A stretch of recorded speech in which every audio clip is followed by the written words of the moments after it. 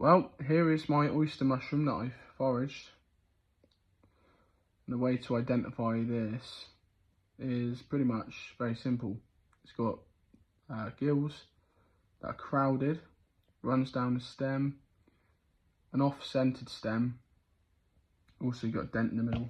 But also oyster mushrooms generally, yeah, they also taste mushroomy, which is another sign that they're not poisonous.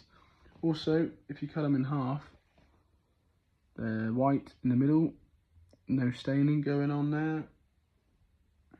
Pretty much it. There's not really anything you can really mistake this for.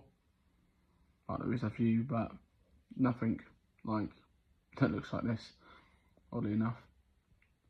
So yeah, crowded gills, and smells very mushroomy. And obviously, whenever you eat any mushrooms, really you should know what you're doing.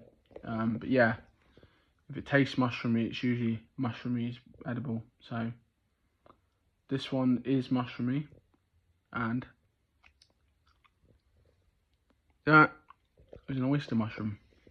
So if I die, because white gills are usually bad, so that's why I had to be very sure before eating.